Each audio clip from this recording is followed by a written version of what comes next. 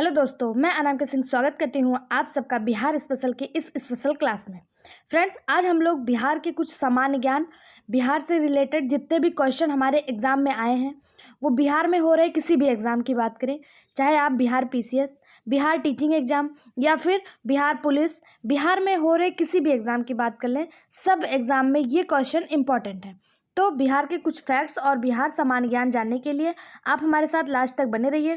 Channel को subscribe कर लीजिए, वीडियो को लाइक करना बिल्कुल मत भूलिएगा। आज का पहला प्रश्न है, निम्नलिखित में से कुल कितने लोग 26 जनवरी 1950 से 2024 के प्रारंभ तक बिहार के मुख्यमंत्री बने। यहाँ पे आपसे पूछा है कि जब से हमारा देश जो है वो आज़ाद हुआ, तब से जो है भारत के मुख्यमंत्री कितने लोग रह चुके हैं, बिहार के मुख्यमंत्री कितने लोग रह चुके हैं। बिहार में कितने जो हैं वो चीफ मिनिस्टर बन चुके हैं, 23 लोग, 15 लोग, 21 लोग, एक से अधिक या इनमें से कोई नहीं। आप यहाँ पे देख पा रहे हैं ये टीआरई 3.0 1 to 5th री एग्जाम में पूछा गया क्वेश्चन है 2024 में ही। इस तरह के क्वेश्चन बहुत ज़्यादा इंपॉर्टेंट होते हैं, तो आप लास्ट तक बने रहिएगा क्योंकि प्रीवियस ईयर क्वेश्चन बार बार रिपीट होता है। इसका जो सही जवाब है वो हो जाएगा 23 लोग 26 जनवरी 1950 से लेकर 2024 तक बिहार के मुख्यमंत्री के रूप में कार्य कर चुके हैं। जिसमें से अगर आपसे पूछा जाए कि बिहार के पहले मुख्यमंत्री कौन थे, 23 लोग बिहार के मुख्यमंत्री रह चुके हैं। जिसमें से अगर आपसे पूछा जाए कि सबसे पहले मुख्यमंत्री कौन थे, बिहार के सबसे पहले मुख्यमंत्री श्री कृष्ण सिंह थे। कौन थे? श्री कृष्ण सिंह थे, जिन्होंने 26 जनवरी 1950 से 31 जनवरी 1961 तक बिहार के मुख्यमंत्री के रूप में कार्य किया है। वहीं पे अगर आपसे पूछा जाए कि वर्तमान में बिहार के मुख्यमंत्री कौन है, तो नीतीश कुमार वर्तमान में बिहार के मुख्यमंत्री हैं और ये 3 बार बिहार के मुख्यमंत्री के रूप में कार्य कर चुके हैं। ठीक है, अगला क्वेश्चन है, कांग्रेस समाजवादी दल की स्थापना हुई। कांग्रेस समाजवादी दल की स्थापना कब हुई? 1934, जून 1934, जुलाई 1934 या मई 1934। देखिए, बिहार में जो एग्ज़ाम होते हैं ना, उनके क्वेश्चन टफ नहीं होते हैं, उनका जो ऑप्शन होता है ना वो टफ होता है, वो हमें घुमा देता है। तो हमें उनके ऑप्शन पे ध्यान देना है। यहाँ पे आपसे पूछा है कांग्रेस समाजवादी दल की स्थापना कब हुई? जून 1934, जुलाई 1934 या मई 1934। तो आपको बता दें, कांग्रेस समाजवादी दल की स्थापना मई 1934 को पटना में आयोजित एक सम्मेलन में हुआ। इनके संस्थापक सदस्य जयप्रकाश नारायण, डॉक्टर राम मनोहर लोहिया और आचार्य नरेंद्र देव थे। इनका लक्ष्य क्या था? स्वतंत्रता और समाजवाद इनका लक्ष्य था। पिछली बार क्वेश्चन में एग्जाम में ये पूछा गया कि कांग्रेस समाजवादी दल की स्थापना कब हुई। हो सकता है अब आगे आपसे पूछ ले कि कांग्रेस समाजवादी दल के संस्थापक सदस्य कौन है, तो उनके संस्थापक सदस्य हैं जयप्रकाश नारायण, डॉक्टर राम मनोहर लोहिया और आचार्य नरेंद्र देव। ये संस्थापक सदस्यों में से हैं और मई 1934 को इसकी स्थापना हुई है। कब हुई? मई 1934 को। अगला क्वेश्चन है, बिहार सरकार द्वारा निम्नलिखित में से किसके लाभ के लिए मिशन दक्ष शुरू किया गया। यहाँ पे आपसे पूछा है कि जो बिहार सरकार में एक योजना है इस समय बिहार में, मिशन दक्ष, वो किस चीज़ से रिलेटेड है, किससे जुड़ा हुआ है? खेत मजदूर, शैक्षणिक रूप से कमजोर बच्चे, छोटे कारीगर, एक से अधिक या इनमें से कोई नहीं। तो आपको बता दें, ये देखिए, आप टीआरई एग्जाम में पूछा गया क्वेश्चन है, जो एग्जाम कैंसिल हो गया था 2024 में, उसमें पूछा गया था कि मिशन दक्ष जो है वो किससे रिलेटेड है। तो इसका जो सही जवाब हो जाएगा वो हो जाएगा ऑप्शन बी। मिशन दक्ष 3 से लेके 8 तक के बच्चों के लिए आरंभ किया गया था। ऐसे बच्चे जो गणित, हिंदी और अंग्रेजी में कमज़ोर थे, उनकी हिंदी, अंग्रेजी और गणित के विशेषकर इन विषयों को ध्यान देने के लिए मिशन दक्ष शुरू किया गया था। और ये किन क्लास के लिए था? 3rd से लेके 8th तक के बच्चों के लिए था। ठीक, अगला क्वेश्चन है, 1930 में बिहार क्षेत्र की राजस्व वसूली में धरना प्रदर्शन के कारण कितनी कमी हुई? 20 लाख, 30 लाख, 10 लाख, एक से अधिक या इनमें से कोई नहीं। आपको लग सकता है कि ये बहुत टफ एग्जाम है, लेकिन ये हमारे टीआरई एग्जाम जो कैंसिल हुआ था 2023 उसमें पूछा गया क्वेश्चन है। ठीक है, कि 2023 में बिहार क्षेत्र की राजस्व वसूली में धरना प्रदर्शन के कारण कितने की कमी हुई थी? तो 10 लाख की कमी हुई थी 1930 में। 1930 में जब धरना प्रदर्शन हुआ था बिहार में, तो उनके राजस्व में 10 लाख की कमी देखने को मिली थी। ऑप्शन सी इसका सही जवाब हो जाएगा। अगला क्वेश्चन है, बिहार औद्योगिकी निवेश प्रोत्साहन वस्त्र एवं चर्म नीति 2022 के अनुसार पेटेंट शुल्क की कितनी राशि तक अनुदान दिया जाएगा? 5 लाख, 10 लाख, 20 लाख, एक से अधिक या इनमें से कोई नहीं। इसका जो सही जवाब हो जाएगा वो हो जाएगा 10 लाख। ऑप्शन बी इसका सही जवाब हो जाएगा।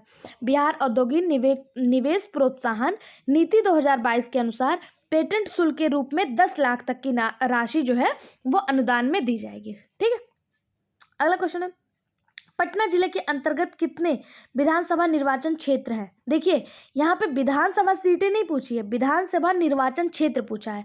यहाँ पे कंफ्यूज हो जाएंगे कि अगर विधानसभा सीटें 243 है, विधानसभा सीट कितनी है? 243 है, लेकिन यहाँ पे विधानसभा सीट नहीं पूछा, विधानसभा निर्वाचन क्षेत्र पूछा है। तो जो विधानसभा निर्वाचन क्षेत्र है उसकी संख्या है 14, कितनी है? 14 है। और वहीं पे बात करें, अगर आपसे हो सकता है ये क्वेश्चन पूछ ले कि पटना जिले के अंतर्गत कितनी संसदीय क्षेत्र है, संसदीय क्षेत्र, तो संसदीय क्षेत्र कितनी है? 2 है। संसदीय क्षेत्र कितनी है? 2। एक बार एग्जाम में हमें विधानसभा निर्वाचन क्षेत्र देखने को मिला, हो सकता है नेक्स्ट टाइम हमसे संसदीय क्षेत्र पूछ ले, तो हमें इसको स्टार मार्क करना है और बहुत अच्छे से याद करके जाना है कि विधानसभा निर्वाचन क्षेत्र 14 है और संसदीय क्षेत्र कितने हैं? 2 है। संसदीय क्षेत्र कितने हैं? 2 है। बिहार विधानसभा क्षेत्र में जो वर्तमान विधानसभा की सीटें हैं वो 243 हैं। कितनी है? 243 है। ठीक है, और बात करें लोकसभा की, लोकसभा की सीटें कितनी है?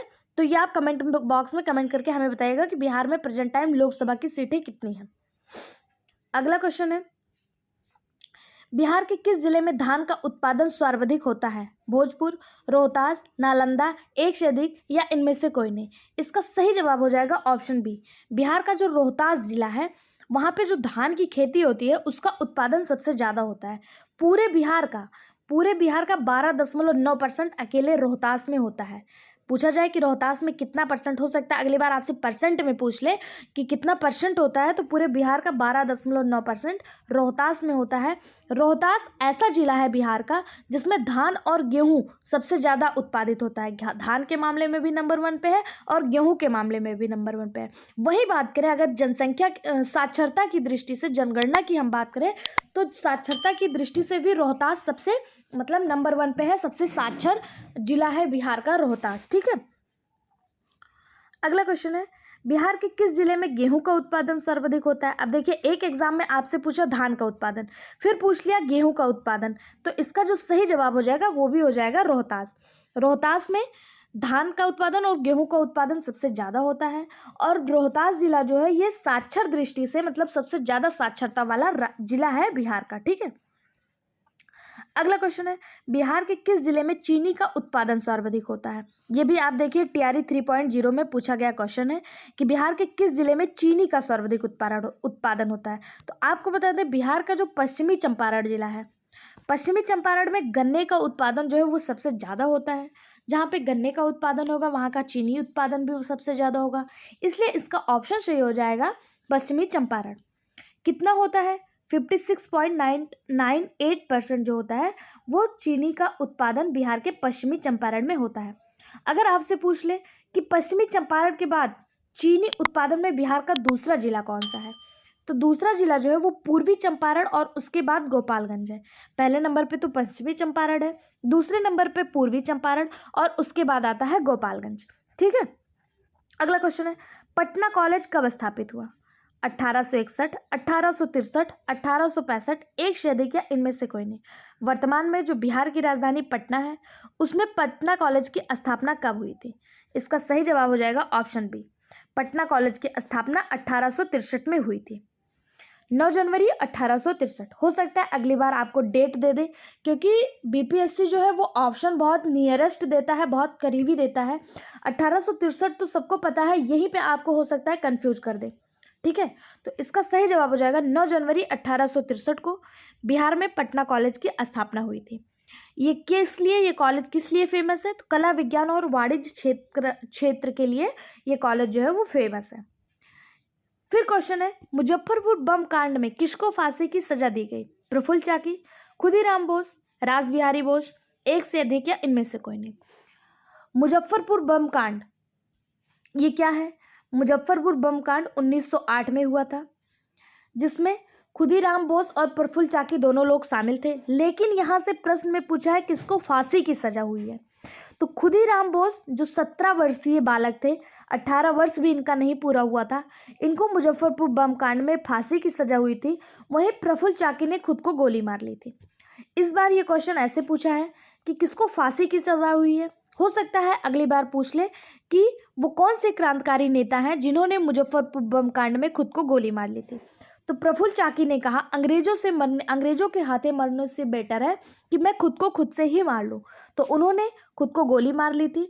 और खुदीराम बोस जो थे ये 17 वर्षीय युवक थे और इन्हें 11 अगस्त 1908 को फांसी की सजा हुई थी। कब हुई थी? 11 अगस्त 1908 को। अब बात करें ये मुजफ्फरपुर बम कांड है क्या। तो मुजफ्फरपुर बम कांड में वहाँ के एक जिला अधिकारी थे किंग्सफोर्ड, उन पे खुदीराम बोस और प्रफुल्ल चाकी द्वारा हमला किया गया। लेकिन किंग्सफोर्ड तो बच गए। उनकी जो वाइफ थी लेडी कैनेडी, उनकी किंग्सफोर्ड की वाइफ थी, उनको गोली लग गई और उनकी मृत्यु हो गई, जिस कारण खुदीराम बोस और प्रफुल्ल चाकी दोनों को गिरफ्तार करने के लिए जो उस समय की फोर्स थी वो दौड़ी। प्रफुल्ल चाकी ने खुद को गोली मार लिया और खुदीराम बोस पकड़े गए और 11 अगस्त 1908 को इनको फांसी हुई। ये हमारे बहुत महान क्रांतिकारी नेता हैं। इनको अगला क्वेश्चन है, इनमें से कौन सा एक आहार आंदोलन से संबंधित नहीं है। अब देखिए यहाँ पे पूछा है संबंधित नहीं है। आपको ध्यान देने वाली जो बात है वो पूछा है संबंधित नहीं है, आहार आंदोलन से संबंधित नहीं है।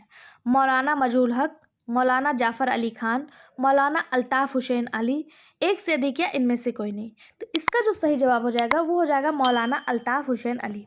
मौलाना अल्ताफ़ हुसैन अली ये अरहर आंदोलन से संबंधित नहीं थे। फिर अरहर आंदोलन से संबंधित कौन कौन था? अरहर आंदोलन 1910 में हुआ था। इसके जो नेतृत्व करता है वो थे मौलाना मोहम्मद अली, मौलाना मजरूल हक, मौलाना जाफ़र अली खान और हसन इमाम। इन जैसे जो क्रांतिकारी नेता थे उन्होंने अरहर आंदोलन को जो है वो सक्रिय रखने में अपनी भागीदारी निभाई थी। अगला क्वेश्चन है, 1832-33 के मध्य कोल विद्रोह का नेतृत्व किसने किया? नारायण राव, सिद्धू और कानू, देव नारायण, एक से अधिक, इनमें से कोई नहीं। अब देखिए यहाँ से पूछा है कि कोल विद्रोह का नेतृत्व किसने किया। तो कोल विद्रोह जो है ये एक जनजातीय विद्रोह था। ये कब हुआ था? 1832-33 में। इसमें से जो सही जवाब है वो हो जाएगा ऑप्शन ई, इनमें से कोई नहीं। क्यों? क्योंकि इसका जो नेतृत्व है वो किसने किया था? बुद्धो भगत ने किया था। इसका नेतृत्व किसने किया था? बुद्धो भगत ने। कोल विद्रोह का नेतृत्व बुद्धो भगत ने किया था। और ये हो सकता है कि अगली बार एग्जाम में आपसे पूछ ले कि कोल विद्रोह हुआ कब था। तो कोल विद्रोह 1832-1833 में हुआ था। आपको बहुत अच्छे से पढ़ के प्रीवियस ईयर क्वेश्चन बहुत ज़्यादा इंपॉर्टेंट है, क्योंकि प्रीवियस ईयर क्वेश्चन से क्वेश्चन रिपीट होते हैं और ये सारे नए क्वेश्चन थे, तो इनको रिपीट होने की संभावना बहुत अधिक है, क्योंकि ये जो एग्ज़ाम हुआ था वो एग्ज़ाम कैंसिल हो गया था। जो कैंसिल एग्ज़ाम था उसके क्वेश्चन है, तो हो सकता है कि उनको रिपीट कर दे एग्जामिनर आयोग। तो आप जो है इन क्वेश्चन को बहुत ध्यान से पढ़ के जाइएगा कि कोल विद्रोह का नेतृत्व किसने किया? बुद्धो भगत ने किया था। कोल विद्रोह हुआ कब था? 1832 से 1833 के मध्य कोल विद्रोह हुआ था। ये छोटा नागपुर के क्षेत्र में हुआ था। ये हुआ कहाँ था? छोटा नागपुर के क्षेत्र में हुआ था। अगला क्वेश्चन है, किस वर्ष बिहार को बंगाल से अलग कर दिया गया? 1905, 1919, 1907, 1909, एक से अधिक, इनमें से कोई नहीं। तो इसका जो सही जवाब हो जाएगा वो हो जाएगा इनमें से कोई नहीं, ऑप्शन ई। क्यों? क्योंकि बिहार को बंगाल से कब अलग किया गया? बिहार को बंगाल से अलग किया गया 1912 ईस्वी में। कब किया गया? 22 मार्च 1912 ईस्वी में। इसी दिन 22 मार्च को ही तब से बिहार जो है वो बिहार दिवस मनाया जाने लगा। क्यों? क्योंकि 22 मार्च को ही बिहार को बंगाल से अलग कर दिया गया था। लेकिन उस समय बिहार और उड़ीसा एक ही प्रांत में थे, एक ही राज्य में थे। 22 मार्च 1912 को केवल बंगाल अलग हुआ था। उसके बाद बिहार का एक और विभाजन होता है 1 अप्रैल 1936 को। बिहार को उड़ीसा से भी अलग कर दिया जाता है। आपसे ये क्वेश्चन भी पूछ सकता है कि बिहार और उड़ीसा कब अलग हुए? तो बिहार और उड़ीसा 1 अप्रैल 1936 को अलग हुए और 22 मार्च 1912 को बिहार और बंगाल का विभाजन हुआ। बिहार का एक और विभाजन देखने को मिला जिसमें बिहार से झारखंड अलग हुआ। किस डेट को और किस सन में अलग हुआ ये कमेंट बॉक्स में कमेंट करके हमें बताइएगा। अगर आप कमेंट बॉक्स में कमेंट करके अपना आंसर देते हैं तो उसका स्क्रीनशॉट आपके नाम के साथ नेक्स्ट वीडियो में मैं दिखाऊंगी। जिसमें आपका नाम लिया जाएगा और आपका स्क्रीनशॉट भी दिखाया जाएगा। इसलिए कमेंट बॉक्स में कमेंट जरूर करिएगा। अगला क्वेश्चन है, बिहार सौर ऊर्जा सिंचाई योजना निम्नलिखित में से किस वर्ष आरंभ हुई? 2008, 2011, 2014, एक से अधिक या इनमें से कोई नहीं। तो इसका सही जवाब हो जाएगा ऑप्शन ए, बिहार सौर ऊर्जा सिंचाई योजना 2008 में स्टार्ट की गई। कब स्टार्ट किया गया? 2008 में स्टार्ट किया गया। क्यों किया गया? तो इसमें बिजली की आपूर्ति, जो पर्याप्त बिजली की कमी के समाधान के रूप में ये जो है स्टार्ट किया गया। ठीक है। अगला क्वेश्चन है, बिहार की कौन सी नदी अपना मार्ग परिवर्तित करने के लिए जानी जाती है? बिहार की वो बहुत फेमस नदी है जो अपना मार्ग परिवर्तित करती है और उसी नदी को बिहार के शोक के नाम से भी जाना जाता है। तो आप सभी को याद आ गया होगा, वो नदी है कोसी नदी। कोसी नदी को बिहार का शोक कहा जाता है। क्यों कहा जाता है? क्योंकि ये नदी जो है अपना मार्ग जो है बहुत ज़्यादा परिवर्तित करती है और बाढ़ के टाइम ये अनेक जिलों में, बिहार के अनेक जिलों में बाढ़ ला देती है, फ्लड ला देती है, जिसके कारण अनेक लोगों की मृत्यु होती है और अनेक लोगों को अपना घर छोड़ना पड़ता है। इसलिए इस नदी को बिहार का शोक कहा जाता है। ये कब किस मार्ग से बहने लगे कुछ कहा नहीं जा सकता। कोसी नदी जो है ये किस जिले में, बिहार के किस जिले में गंगा से आके मिलती है? इसका आंसर आपको कमेंट बॉक्स में बताना है कि कोसी नदी बिहार के किस जिले में आकर गंगा से मिलती है। अगला क्वेश्चन है, 1857 की क्रांति को किसके, बिहार में 1857 की क्रांति को किसने नेतृत्व किया? कुंवर सिंह, तात्या टोपे, नाना साहब, एक से अधिक या इनमें से कोई नहीं।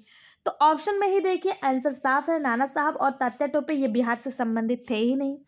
कुंवर सिंह जो थे इन्होंने 1857 में बिहार की क्रांति, मतलब जो क्रांति थी 1857 की क्रांति, इसका नेतृत्व बिहार में किया। कुंवर सिंह कौन थे? तो कुंवर सिंह जगदीशपुर के आरा के रहने वाले एक जमींदार थे। ये पवार घराने से थे, पवार राजपूत घराना जो था उस घराने से थे। इन्होंने 1857 की क्रांति का नेतृत्व किया। 23 अप्रैल 1858 को जगदीशपुर के पास लड़ी गई अपनी आखिरी लड़ाई में इन्होंने ईस्ट इंडिया कंपनी के नियंत्रण वाली सेना को पूरी तरह से परास्त कर दिया था। यह भी पूछा जा सकता है कि बिहार के जो कुंवर सिंह हैं उनकी आखिरी लड़ाई कब हुई थी? तो 23 अप्रैल 1858 को इन्होंने अपनी आखिरी लड़ाई लड़ी। कहाँ लड़ी? जगदीशपुर के पास में ही लड़ी। और उसमें क्या हुआ था, इन्होंने अंग्रेजों को परास्त कर दिया। इनके एक हाथ में गोली लग गई और इन्होंने क्या किया, अपने उस हाथ को काट के ही गंगा नदी में समर्पित कर दिया, गंगा नदी में बहा दिया अपने हाथ को काट के ही। उसके बाद उस जो गोली लगी हुई थी उसका इन्फेक्शन इनके शरीर में बढ़ता गया। ये इलाज नहीं करवा पाए क्योंकि अंग्रेज इनको खोज रहे थे। ये अपना ट्रीटमेंट नहीं करवा पाए और पॉइजन के कारण, वो जो गोली थी उसके जहर के कारण 26 अप्रैल 1858 को इनका निधन हो जाता है। ये बहुत क्रांतिकारी नेता थे। इनसे क्वेश्चन बहुत ज़्यादा देखने को मिलता है। आप देख रहे हैं आपके सामने ही बीपीएससी तैयारी 3.0 में भी पूछा गया सेम क्वेश्चन और 2.0 में भी पूछा गया था सेम क्वेश्चन कि बिहार के क्रांतिकारी नेता जो हैं उन्होंने 1857 की क्रांति का नेतृत्व किसने किया? तो किसने किया था? कुंवर सिंह ने किया था। हो सकता है कि नेक्स्ट टाइम आपसे पूछ ले कि कुंवर सिंह की मृत्यु कब हुई थी, तो 26 अप्रैल 1858 को कुंवर सिंह की मृत्यु हुई थी। अगला क्वेश्चन है, किस वर्ष बाबू कुंवर सिंह का देहांत हुआ था? ये भी देखिए क्वेश्चन आ चुका है कि कुंवर सिंह का देहांत कब हुआ था। तैयारी 3.0 में पूछा गया क्वेश्चन। तो 1858 में 26 अप्रैल 1858 को बाबू कुंवर सिंह का देहांत हो गया था। ये 1857 की क्रांति के नेता थे। इसको आप ऐसे भी याद कर सकते हैं, 1857 की क्रांति के नेता थे और 1858 में इनकी मृत्यु हो गई थी। याद करने के लिए आप ये भी दिमाग में बैठा सकते हैं, 57-58। ठीक। बिहार में 1857 की क्रांति के दौरान पटना, आरा और शाहाबाद जिलों में किसने नेतृत्व प्रदान किया? राजकुमार शुक्ला, नामदार खां, कुंवर सिंह, एक से अधिक या इनमें से कोई नहीं। तो इसका जो सही जवाब हो जाएगा वो हो जाएगा ऑप्शन सी, कुंवर सिंह। कुंवर सिंह 1857 की क्रांति के जो नेता थे वो कुंवर सिंह ही थे। इन्होंने पटना, आरा और शाहाबाद जिलों में अपना नेतृत्व प्रदान किया था। 26 अप्रैल 1966 को एक स्मारक डाक टिकट भी इनके सम्मान में जारी किया गया। ये क्वेश्चन देखने को मिल सकता है कि कुंवर सिंह के नेतृत्व में एक स्मारक डाक टिकट जारी किया गया कब? 23 अप्रैल 1966 को। 23 अप्रैल 1966 को इनके याद में, इनकी स्मृति के रूप में इनको सम्मान देने के लिए एक स्मारक डाक टिकट जारी किया गया था 23 अप्रैल 1966 को। नेक्स्ट क्वेश्चन है, बिहार के किस वामपंथी नेता के बिहार प्रांतीय किसान सभा को लोकप्रिय बनाया? बाधवा राम, कार्यानंद शर्मा, पीसी जोशी, एक से अधिक या इनमें से कोई नहीं। इसका जो सही जवाब है वो हो जाएगा ऑप्शन बी। यहाँ पे कंफ्यूजन हो सकता है कि बिहार प्रांतीय किसान सभा की स्थापना किसने की थी, तो यहाँ पे स्थापना नहीं पूछा है, यहाँ पे पूछा है कि लोकप्रिय किसने बनाया। तो बिहार प्रांतीय किसान सभा जो है इसकी स्थापना जो है वो सहजानंद सरस्वती ने किया था 4 मार्च 1928 को। 4 मार्च 1928 को पटना के बिहटा में स्वामी सहजानंद सरस्वती ने बिहार प्रांतीय किसान सभा की स्थापना की थी, बिहार किसान सभा की स्थापना किया था। और बिहार किसान सभा का जो नेतृत्व है, जिन्होंने इसको लोकप्रिय बनाया था, उन नेताओं में यदुनंद शर्मा, पंचानंद शर्मा, राहुल सांकृत्यान तथा कार्यानंद शर्मा जैसे वामपंथी नेताओं का नाम आता है। इन्होंने गांव-गांव में जाकर इसकी लोकप्रियता को बढ़ाया था, गांव-गांव में इसका प्रचार किया था, इसके बारे में समझाया था बिहार किसान सभा की। ठीक है, अगर आपसे पूछा जाएगा बिहार किसान सभा की स्थापना किसने की, तो स्थापना स्वामी सहजानंद सरस्वती ने किया था। कब किया था? 4 मार्च 1928 को किया था। और इसको लोकप्रिय किसने बनाया, तो हो सकता है इस बार आपको कार्यानंद शर्मा दिया है, नेक्स्ट टाइम यदुनंदन शर्मा, पंचानंद शर्मा, राहुल सांकृत्यान जैसे वामपंथी नेताओं का भी नाम देखने को मिल जाए। तो इन सभी ने इसको लोकप्रिय बनाया था, बिहार किसान सभा को। अगला क्वेश्चन है, भारत सरकार अधिनियम 1935 के तहत बिहार विधान परिषद के प्रथम निर्वाचित सभापति कौन थे? राजीव रंजन सिन्हा, राय बहादुर सतीश, राजेंद्र प्रसाद, एक से अधिक या इनमें से कोई नहीं। इसका सही जवाब हो जाएगा ऑप्शन बी, राय बहादुर सतीश। भारत सरकार अधिनियम 1935 के तहत बिहार विधानसभा में 29 सदस्य थे। कितने सदस्य थे? 29 सदस्य थे। और सदस्यों का चुनाव अप्रत्यक्ष रूप से होता था और कुछ मनोनीत भी किए जाते थे। ठीक है, राज्यपाल के आदेश से राय बहादुर सतीश सिन्हा को अध्यक्ष बनाया गया। और उपाध्यक्ष कौन थे अगर आपसे पूछ लिया जाए तो वो रंजन सिन्हा थे। सतीश चंद्र सिन्हा अध्यक्ष थे और उपाध्यक्ष कौन थे? रंजन सिन्हा उपाध्यक्ष चुने गए थे। अगला क्वेश्चन है, बिहार दिवस मनाया जाता है। बिहार दिवस कब मनाया जाता है? 22 मार्च को बंगाल प्रेसिडेंसी से अलग होने के उपलक्ष्य में, 22 मार्च को कलकत्ता प्रेसिडेंसी से, 22 मार्च को मुगल प्रेसिडेंसी से। तो देखिए 22 मार्च को तो बिहार दिवस मनाया जाता है, लेकिन बिहार 22 मार्च को किस उपलक्ष्य में मनाया जाता है? तो कलकत्ता प्रेसिडेंसी और मुगल प्रेसिडेंसी तो कोई प्रेसिडेंसी ही नहीं थी। बात यहीं पे ख़त्म हो जाती है कि कलकत्ता प्रेसिडेंसी और मुगल प्रेसिडेंसी कोई प्रेसिडेंसी नहीं थी। तो ये दोनों ऑप्शन कट जाते हैं। 22 मार्च को बंगाल और बिहार का विभाजन हुआ था, जिसमें बिहार और उड़ीसा प्रोविंस था। 22 मार्च को ये बंगाल से अलग हो गया था। इसी उपलक्ष्य में बिहार दिवस मनाया जाता है 22 मार्च को। ठीक है, 22 मार्च 1912 को। अगला क्वेश्चन है, Congress socialist party CSP, Congress socialist party was formed in the year, किस सन में इसकी स्थापना हुई, किस सन में इसका गठन हुआ? 1932, 1934, 1930, एक से अधिक या इनमें से कोई नहीं। तो इसका सही जवाब हो जाएगा option B, 1934। Congress socialist party CSP की स्थापना 1934 में हुई थी। इसके संस्थापक सदस्य कौन कौन थे? तो इसके संस्थापक सदस्य जयप्रकाश नारायण, राम मनोहर लोहिया एवं आचार्य नरेंद्र देव थे। मतलब जयप्रकाश नारायण, राम मनोहर लोहिया और आचार्य नरेंद्र देव के द्वारा मई 1934 में कांग्रेस सोशलिस्ट पार्टी की स्थापना की गई थी। अगला क्वेश्चन है, बिहार के किस जिले में रेशमी वस्त्र का उत्पादन सर्वाधिक होता है? बिहार का बहुत फेमस क्वेश्चन है। बिहार के भागलपुर में रेशम सिल्क, बिहार के भागलपुर को सिल्क सिटी के नाम से भी जाना जाता है। अगर वो सिल्क सिटी है तो वहाँ पे रेशम का उत्पादन भी सबसे ज़्यादा होगा, रेशम उद्योग भी सबसे बड़े पैमाने पे होगा। हाल फिलहाल जो हमारे करंट में बिहार से एक क्वेश्चन है, बिहार में मखाना बोर्ड की स्थापना हुई है। ये भी क्वेश्चन आपको देखने को मिल सकता है कि मखाना बोर्ड की स्थापना कहाँ पे हुई है। तो बिहार में ही मखाना बोर्ड की स्थापना हुई है। मखाना बोर्ड, ये करंट का क्वेश्चन है, ये मोस्ट इंपॉर्टेंट है, इसको IMP मार्क कर लीजिएगा। यहाँ से क्वेश्चन देखने को मिल सकता है कि मखाना बोर्ड की स्थापना कहाँ पे हुई है। तो मखाना बोर्ड की स्थापना बिहार में हुई है। ठीक है, और सिल्क सिटी के नाम से किसे जाना जाता है? भागलपुर को सिल्क सिटी के नाम से जाना जाता है। अगला क्वेश्चन है, किसने 1920 में बिहार प्रादेशिक कांग्रेस कमेटी की स्थापना की? अनुग्रह नारायण सिन्हा, राजेंद्र प्रसाद, जय नारायण प्रकाश, एक से अधिक या इनमें से कोई नहीं। इसका सही जवाब हो जाएगा option B, doctor Rajendra Prasad ने 1920 में बिहार प्रादेशिक यानी कि बिहार प्रोविंशियल कांग्रेस कमेटी की स्थापना की। बिहार प्रोविंशियल कांग्रेस कमेटी की स्थापना कब हुई? तो 1920 में हुई। किसके द्वारा हुई? डॉक्टर राजेंद्र प्रसाद के द्वारा हुई। लेकिन वहीं पे अगर पूछ लिया जाए बिहार प्रादेशिक कांग्रेस कमेटी के जो आयोजन है वो कब हुआ, पहला सत्र कब हुआ? 20 में स्थापना हुई, 21 में इसका आयोजन हुआ, इसका जो है पहला सत्र हुआ।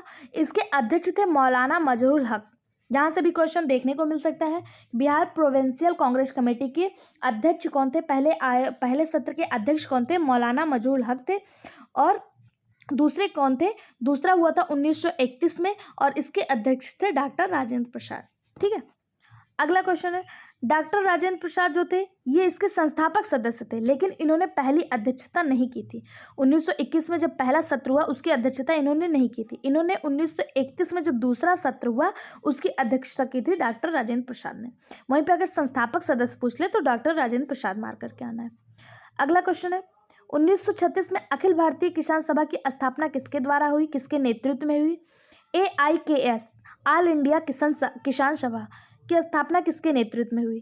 जयप्रकाश नारायण, राजेंद्र प्रसाद, स्वामी सहजानंद, एक से अधिक या इनमें से कोई नहीं। इसका सही जवाब हो जाएगा ऑप्शन सी, स्वामी सहजानंद। 1936 में अखिल भारतीय किसान सभा की स्थापना स्वामी सहजानंद के नेतृत्व में हुई।